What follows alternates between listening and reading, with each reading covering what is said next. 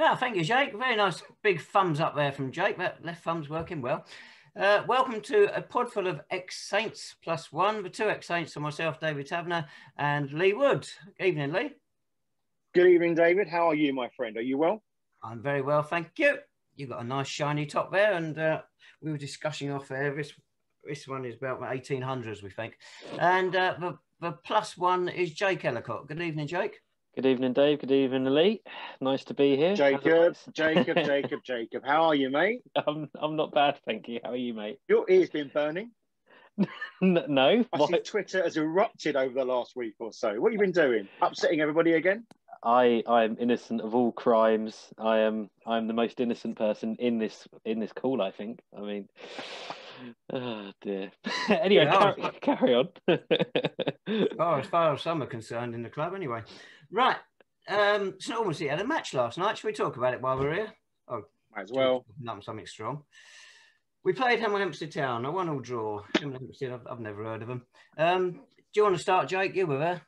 I was there. I thought it was an okay game, actually. I mean, I thought there was quite a bit happened. For both sides looked a little bit rusty. I think we probably deserved to win it on chances alone. But I thought actually Hemel did well to stay in the game and sort of impose themselves. And I spoke to a few Hemel fans afterwards, and they were fairly happy with the point, and sort of suggested it was almost fair. And I sort of said, on the balance, I thought we were better. But at the end of the day, that's what happens when you don't take your chances. And earlier in the season, we were taking our chances. We were only having a couple of games and winning 1-0, 2-0. Now we're not really putting chances away. We mentioned it at Billericay. There was a couple of chances we missed. And the same again last night. So in the end, that's the way it is. Well, you mentioned you spoke to some Hemel Hempstead fans. I think they could have been inside the ground, judging by the number of people you could see on the streaming. I knew that was coming. It was our biggest gate since Tunbridge, wasn't it? Looked like it. What did you make of it, Lee? I quite enjoyed it. End-to-end stuff. I thought Michael Johnson was too busy for my liking, if I'm honest.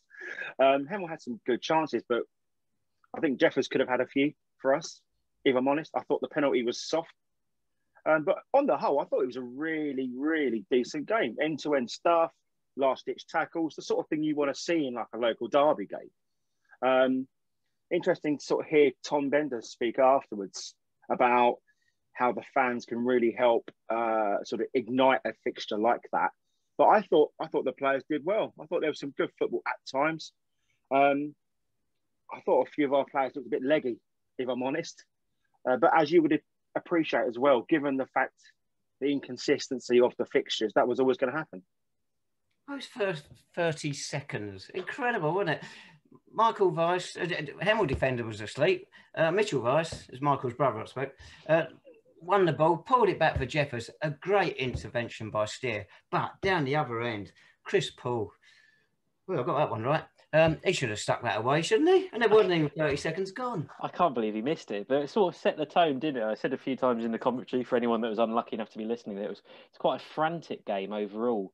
And it was enjoyable. The nature of it, sure, it's difficult from, if you're one side or the other. There's a few hair-raising moments, but I thought, like Lee said, it actually felt like a derby that deserved a crowd. That is the sort of game you'd expect from, with a crowd, and you can imagine what the atmosphere would have been like. But yeah, the first 30 seconds set the tone, and I thought it was an enjoyable evening. Good few tackles flying in as well from both sides, and plenty of yellow cards. So yeah, an enjoyable experience overall, I thought. There's no point you being here, Jake. There's no point you being here. You've used the word frantic and set the tone. Will you put those in your report in the Heart Sad? We might as well just go and read that. Oh, dearie me.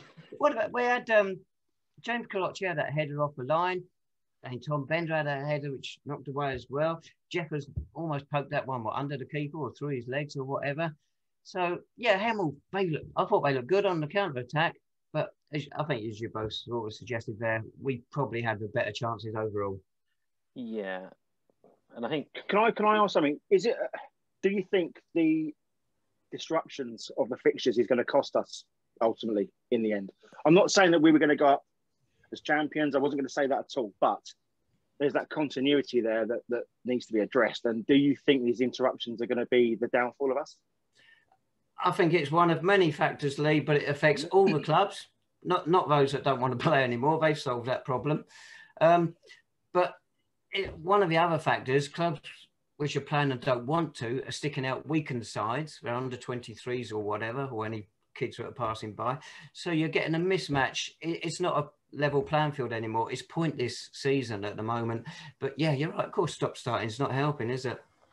No, it isn't at all. I think Ian Allinson mentioned last night we've played 4 games in going on for 6-7 weeks. It's quite a sparse run, and I think he is. You can see it. I think in the performances of the lads, they're a little bit rusty. I think selection-wise, I was surprised. Michael Clark, why is he on the bench at the moment? He was so brilliant before Christmas. Before we, why didn't you ask him, mate? Because you're the only one there. I know, but I didn't sort of think about it until this morning when I woke up. You know, my day with my Weetabix, and I was like, "Where's Michael Clark?" So yeah, I mean, from a selection side, I didn't actually expect Ricky Shakes to be at right back until sort of they lined up, and I thought he did okay there. But I'd quite like to see Clark back in the team. And I think one support also messaged me asking, "Can we get Luke Warner-Ely back in the team?" So. Yeah, there's a couple of selection sort of, maybe not headaches, but ideas for Ian that I'm sure we'll be thinking about. You were much better asking questions, Jake, when you stood in the background last season and didn't say a word. Actually, Ricky Shakes, of course, he got done for that first chance that Hemel had. What's his name? Reggie Young, was it? Went flying past him. But overall, Shakes, 36 years old, didn't do bad. No, I think better than we would at the age of 36 out there, so... Don't think we can complain too much. You speak for yourself, mate. I'm quite sprightly over the first 2 or 3 yards. Apart from that, no good. Of course, speak for yourself. No David Noble again in midfield. And you wonder if that sort of game would have suited him in terms of just getting a foot on the ball in midfield again. Although again, why wasn't he there, Jake? What was that? Why wasn't he playing? I think he's just got a slight knock. Ian hopes he'll be back for Saturday. But then on the counterpoint, Ian Hall of this podcast, or fame anyway, did say he was so impressed with Solomon Inwabuki and Minash Sundir in midfield again. So maybe David Noble wouldn't have really got in anyway. Because Nobby wasn't the only one. No Devante Stanley. I think you suggested he was injured last time, or your preview yesterday, for what it's worth, said there's no injury worries in the squad. And the 2 Chids were missing as well. And Jordan Kanoshi, long-serving Saint, 16 minutes. Happy birthday to him. Yeah, so doesn't go on. I was just going to say. I was going to say Devontae's definitely injured. I think Chid. I don't think Chid and Knockwise with us anymore, from what I understand. And the other 2, don't know. Haven't heard anything about them lately. So I think Chijizuku was on the bench the other week, but yeah. But anyway, Lee, sorry for stepping in. No, not at all, mate. I was just going to say that it's almost a spoil of riches that Ian's got such a deep squad, or did have. But again, you know, there are some admissions there. I don't want a half-fit Nobby in the middle of the park. That's counterproductive for me. Michael Clark would be the biggest question. But Luke Ely, I mean, he's impressed me in the games that I've seen. You know, really good, attacking with purpose, you know, taking on defenders. And good from set pieces as well. So it'd be interesting to see why he isn't in the side. You mentioned strength in depth. I think that's questionable, really, because you look at Ian's options yesterday when we needed to go for a winning goal. You try and find a forward on there. Nearest we got to it was Romeo Akinola, and he stuck him on for the last 3 minutes. Is he a proper striker? I don't know. But there's nobody else on the bench there you could say, you're going to get us goals. No, I think that's a good point. And I think compare that to earlier in the season, there's definitely sort of that depth has just dissipated a little bit. I think you mentioned Akinola, and like you said, he didn't really get much of a chance to do anything, to be honest. I think he had one run at the defence, and that was about it. I think it would have been nice to see him come on a little bit earlier, possibly. But that did seem to be, in terms of options, that was it from an attacking perspective. And the bench, when I saw it, did definitely feel like the sort of bench that you want when you're 2-0 up and you've got a comfortable lead, and you bring the likes of Dave Deju on, Michael Clark, etc. So, yeah, not ideal, and I think it's definitely will be a concern for Ian. But if he can bring them back, you know, bring Devontae, David Noble back, then it's an improvement. Wasn't it funny? In a way, it didn't feel like a City versus Hemel match because in the Hemel lineup, not a single former City player, whereas we did have at least 4 who have with Hemel, but eventually saw the light. There was a few other local lads, wasn't there? There was Gus Scott Morris is ex, I think, St Albans Schools for Hemel. So there's one. I mean, that's one connection. Also, Lacey, the goal scorer, is ex Harpenden, isn't he? And Letchworth. So there we go. You know, he got his revenge against us. Well, that was in your report as well. It's much better Leave when him Neil alone. because there's no info. Oh, I'm sorry. He's saving all of the good stuff for the original podcast, mate. You know, the official one. So we get all of like the leftovers. Yeah. Lee, you mentioned the penalty. What did you two think of it? I couldn't really tell from up in the gantry what had happened until Dave sent me a video afterwards of sort of a slow-mo. But what did you guys think of it? I said before, I think it was harsh. I mean, he's got to go up for the challenge. He's mirrored what the attacker's doing. I mean, to be fair, I had a few beers at that sort of time, so I was never going to give the penalty anyway. But apart from that, fellas, it was soft. But how many chances? The thing is, though, that happens 5, 6, 7 times around the pitch per game. You know, is that a free kick on the open play? No, probably not. Well, it is as the laws are now, Lee. In a proper match report that appeared... And you're a big fan of those, Tavs, aren't you? In a proper report that appeared in the St Albans Review, it did actually say what? that a few years ago... Is that still going? A few years ago, that penalty would not have been given. But now he strikes hand, and the poor old referee, he's got no choice. Because his hand wasn't... Well, he has got a choice. He could always not give it. Well, with that crowd there, they'd have been baying for blood. Afterwards, I think Tom Bender and a couple others were talking about at the other end a couple of minutes later. Apparently, the ball sort of ricocheted around in the Hemel box and they appealed for a penalty. But again, couldn't really see it from my perspective. So, yeah. You watch back at the Hemel one, they all went up straight away. They were convinced because the arm was weight. At St Albans one, it was so half-hearted and there was no arguing, which is unusual for us last night. And we were straight back getting on with the game. You mentioned Hemel going straight up for it. I thought both sides, but particularly Hemel, very vocal over almost every decision throughout the game, sort of on the near touchline.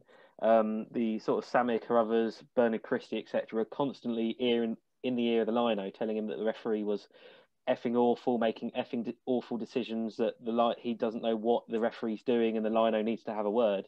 And it was just going on throughout the game. So, yeah, and we know it's part and parcel of the game these days. So, but it's no surprise for almost every appeal, both sides just went up and did what they could. Did Ian make a comment about the referee, Jake? Because I thought the referee did a good job in keeping it going. He didn't stop it for every little minor infringement because we know how easily players go down now. And he didn't stop it for a lot of those. He tried to keep the game flowing. I think Ian was most disappointed just with the penalty decision in the end. Because I think Ian, when he came out and did the interview, he thought it said that straight after he'd spoken to the guys in the changing room and they were convinced it wasn't a penalty. But then when it goes against you, then that's football, is it? So yeah. But I thought, the referee, I thought he did on the whole okay in the end. Like you said, it was a local derby and there was a lot of challenges flying in, and and that's how it is. Actually, I didn't think there were that many rough ones. Players just go down because you kept saying last night it's quite breezy. The last 16 games between the two clubs, 10 of them draws. We knew what was going to happen last night and just 3 wins each. Why is it we keep drawing all these games with them? Just with 2 quality teams. Okay, it's gone quiet. Lee's not going to join in on that one. I mean, I don't know, but the run of the 2-2s a couple of seasons ago was absolutely brilliant, wasn't it? And the drama in terms of late goals. I suppose that's one change. We didn't have a late goal last night, so that's something. No. Yeah, Mitchell Weiss substituted 15th time this season already. I mean, I thought he did all right again. Yeah, consistent, but he did miss probably one of the best opportunities, that one-on-one, after the brilliantly quickly taken free kick. And when he was running through, I was like, he's going to score here. And then, not quite. What do you know? What do you know, Ellacott, eh? In your gantry of love up there. You can't see anything. You just admitted that yourself. I really should go to Specsavers, but there we go. Go and watch somebody else we'll be happy with, but there you go. But their goalkeeper, he's only 21, young lad, but he's been with Ipswich, been with Norwich. Oh, he didn't look very secure though, did he? He dropped a couple. He did, but then he made some good saves in the end, didn't he? And he kept the ball out of the net, and that's all he's got to do. So I saw, again, some Hemel fans after the game were tweeting about how excellent he was. One of them said he saved their marriage, so it was no wonder he saved the shots last night. So that's the sort of humour they have over in down the A4147. Well done, boys. Well done. And of course, he's come in for Dean Schnedker, who's left Hemel now. Yeah, where's Dino gone? Is he? Are we ever going to see him again? Who? That's football. Da, da, da, da, da, da. Anyway.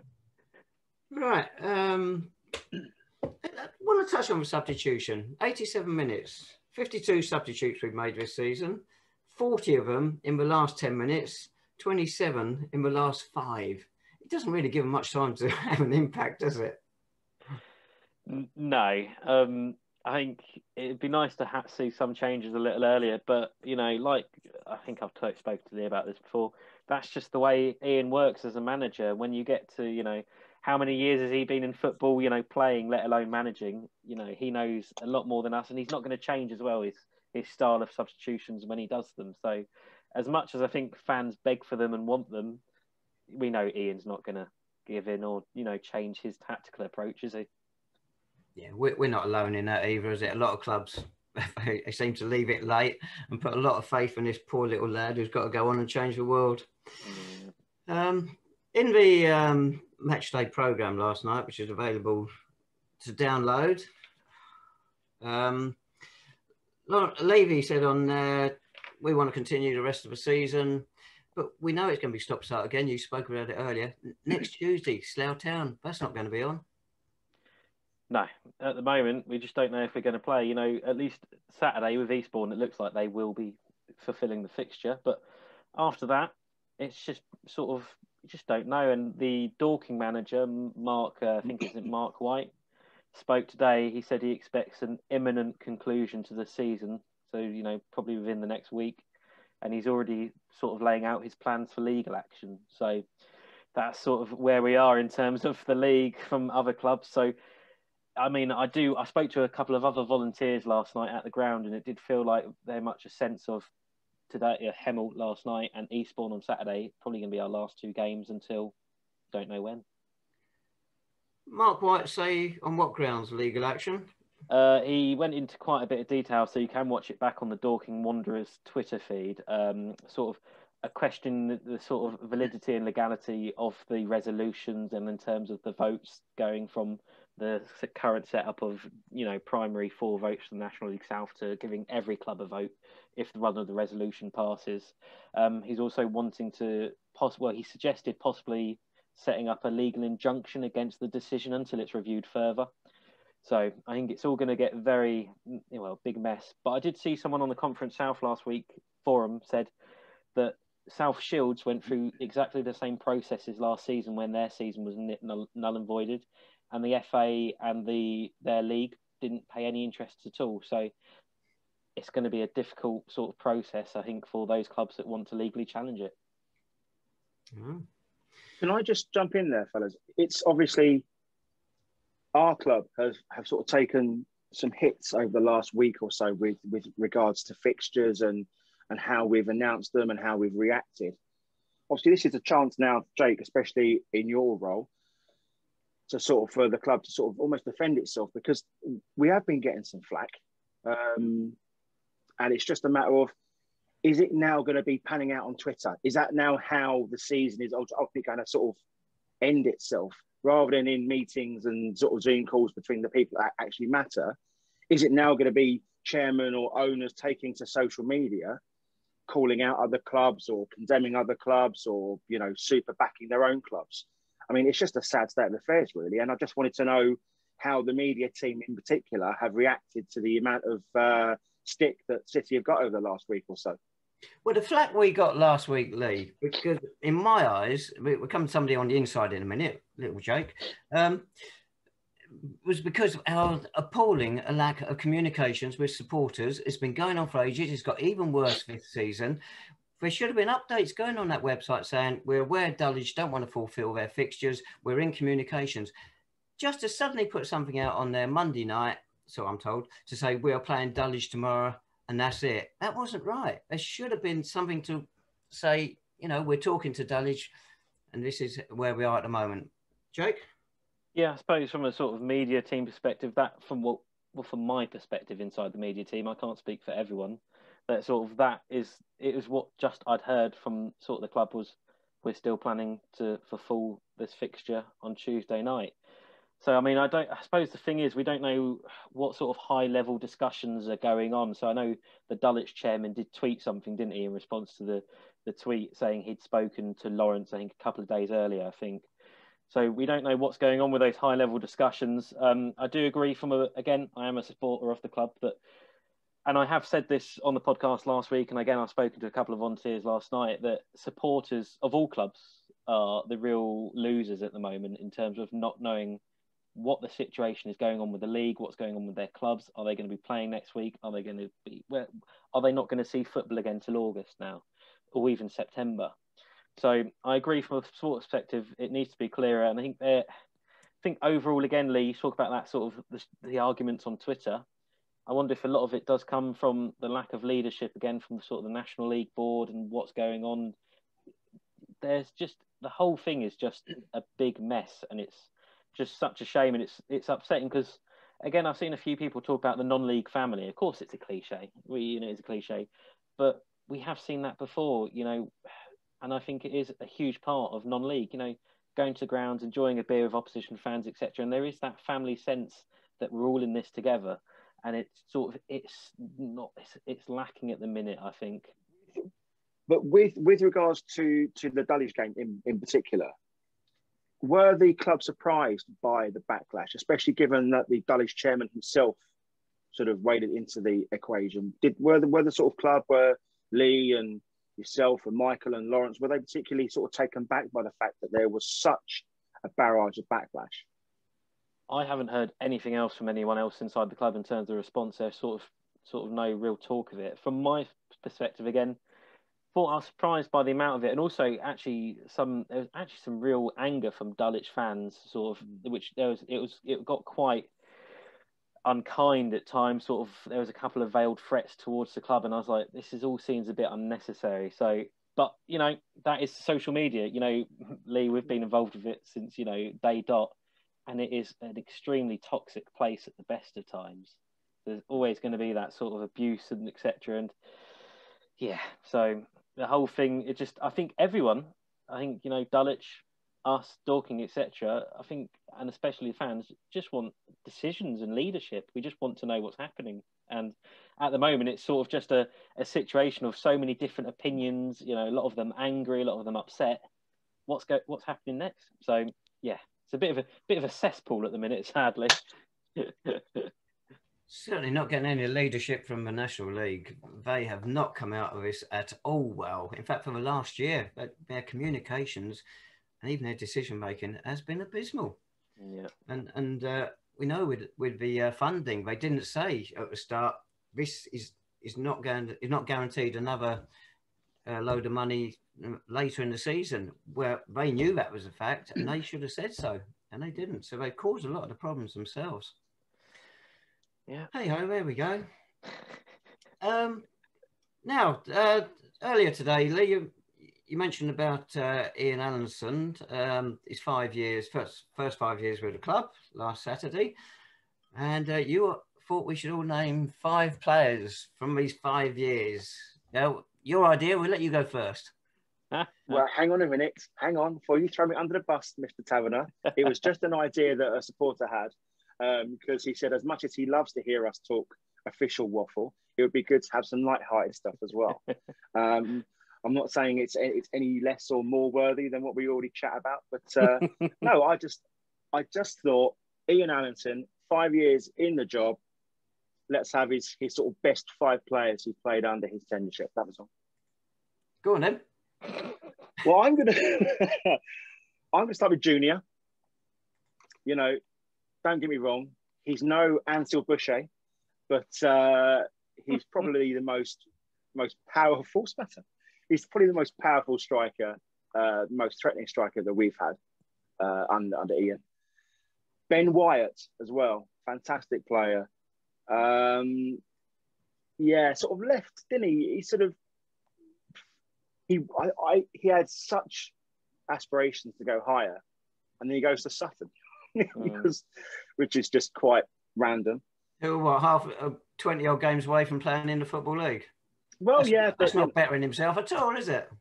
Well, it depends who you ask. Obviously, Nobby has got to be in there.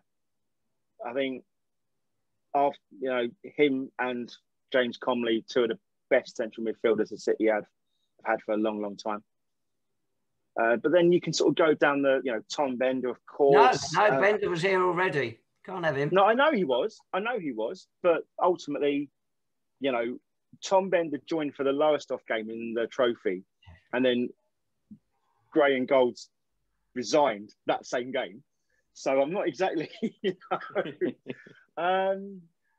just I don't know what you guys thought. I think the lowest off game was dreadful. I stayed in Great Yarmouth that night, and a long weekend up there. Lucky Great Yarmouth. That's all I can say. Jake? I obviously Noble and Junior, the obvious ones. I think one sort of left field, well, a couple of left field ones for me. Harry Anderson, obviously only on loan, but I thought, the spell he had with us he was absolutely brilliant. You could tell he was not going to be around for long. Sort of, he did brilliantly. I thought Ian used him really well, and I thought that's probably the one loan that we've had under Ian that's been a real success, you have to say, that sort of really did contribute to the team significantly. What about the one last year, Frankie Musonda? Good point, actually. Yeah, Frankie did fairly well in the end, yeah. But I think fully from an impact and catching the eye, I mean, fans still talk to me now about Harry Anderson, how we're sort of looking for a loan player of that sort of similar ilk, and we've not quite found him. But yeah, Frankie's a decent shout. A sort of similar position to Frankie XG as another player I'd suggest would be Jamie Sendles-White. We only had him for half a year, but he's, he dropped down to us, and now he's plying his trade in the Football League again. I think, is it for Crawley? No, it's not Crawley. It's somewhere. I can't. It's some Cheltenham, maybe some irrelevant club that plays in red. He's been plugging away in the Football League, and I remember him scoring a goal away at Weymouth on a Tuesday night, which I think was mainly the main highlight for him. But I thought I liked Sendles-White, and also Dean Snedker. He, as much as we do give him stick for leaving, the couple of seasons that he was here, and obviously he wasn't the perfect keeper, but the amount of points he saved, especially last season, and some of the saves he made were absolutely spectacular across a couple of seasons. And, Ian brought him in after we thought when he got in James Russell that Russell was going to be our sort of long-term keeper to get us promoted to the Conference South. Didn't work. Then Dino came in with these sort of high expectations of matching Rusty, and I thought he did brilliantly, and I think he did really well under Ian. And yeah, I think he's still a fan favourite, even if he did go to Vauxhall Road and not really do much there. So those sort of three I suggested, along with Noble and Junior for me. Well, Harry Anderson just 9 games, James Sendles-White just 11, and Dean Snedker 3 seasons, 141 games. 141. Ian's been at 238 games. Tom Bender's played the most in 195 of them. And then second one, Sam Merson, 166. No, I was going to say, considering that there was the season, the FA Cup season, Merson, who just basically played himself into the side, he scored some vital goals, and there was an argument there for me between sort of Sam and also Theo as well, because Theo scored some very important goals for us. And obviously the partnership of Theo and Junior at the start of that one season was absolutely amazing. Probably, the partnership in the entire league. But, we have been quite spoiled in terms of strikers. Ralston Gabriel started off quite well. Whatever happened to him? Joey Ciafano, again, one season wonder, but again, it's the case of... Joey Ciafano was not in the class of the ones you've mentioned in this season with us. Why is that? He wasn't. He wasn't a natural finisher. He was anonymous for long periods in games. He started off like a house on fire. Yeah. But you could just not notice him in some games, not at all. Louis Theophanis and Junior Marais, I'm glad you both mentioned them, because it's not just the goals they got. Their work rate was terrific. They really made defenders sweat and work all the time. They didn't sit back and just take the glory. They got it through just rewards. I mean, when you look back on Theo, sorry, Lee, that, he actually was absolutely brilliant for us. You forget how good he was, actually, because he had Junior. And I wonder if for a lot of fans as well, sort of before Theo, we had Frendo, didn't we? Sort of two similar arrogant players, goal scorers. And Frendo always sticks out because he had the promotion season. But Theo, some of the stuff he did was absolutely ludicrous. I'll tell you one thing though, mate, but I almost think that Ian thrived having Theo, and there was that battle, wasn't there? He almost wanted him to sort of be arrogant and be humpy and grumpy. Ian almost sort of thrived to sort of manage that situation. But also, don't forget as well, I think Theo was important for the club from a commercial aspect as well, because he got so many younger fans supporting the side. Who's this for? Oh, it's Cristiano Ronaldo's body double in the Nike adverts. Kids love all that sort of, they really do. And then to back it up with some goals and performances as well. Yeah, really good player. Theo, big fan. Who's Jake the body double for, Lee? Hey, listen. I mean, I could think Anthony Wall-Thompson. I'm thinking Penfold. I'm thinking, the list can go on, mate. But we are a proactive, positivity-based podcast here. You won't get any slating off at all. So, who's that striker we signed from Eastbourne or Whitehawk that had to wear the number 2 a couple of seasons ago? Nathan Pinney. Yeah, that's it. I think that's probably my body double. But Dave, very good. Theo's goal record for us. How many did he get in the end? Have you got his record there? Because I just wonder, because I've sort of again. Louis Theophanis. Well, under Ian, I couldn't look his record up. 25 and 51 under Ian. It's not bad.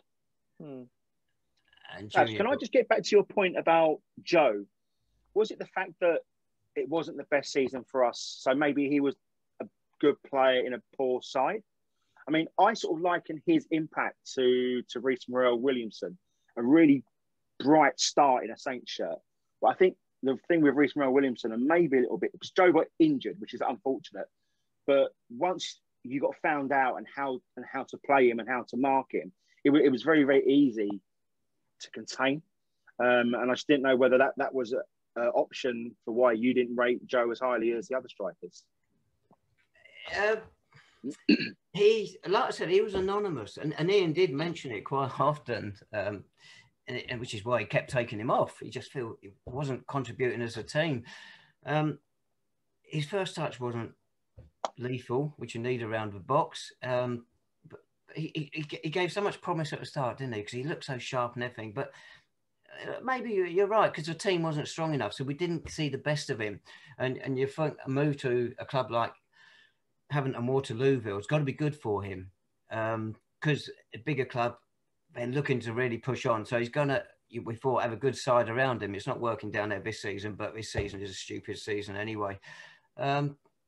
I wouldn't write him off. No way. I think he's going to come good again, because he's still got time on his side. I just don't think we saw the best of him. I think he showed enough to show there's a lot in there, and we didn't see the best of it. Okay. Louis Theophanis, by the way, his overall total 94 games, 41 goals. It's not a bad return, is it? And Ian's had 7 players who have played more than 100 times. Nobby's the next on my list on 145. Dino on 141. Shane Banton, 130. Ben Hurd, 125. And Solomon Sambu, who didn't make your list, 109. What do I know? He was another player. His first season was terrific, wasn't it? The second one wasn't quite on the same. Yeah. That one season where it was him and Kieran Monlouis in the middle of the park towards the end. Fantastic pairing. you know, but yeah, he sort of failed to live up to the heights after that, didn't he? And then again, had aspirations of going up into the conference prem and ended up going the other way, really. But still a fantastic player. Yeah, absolutely.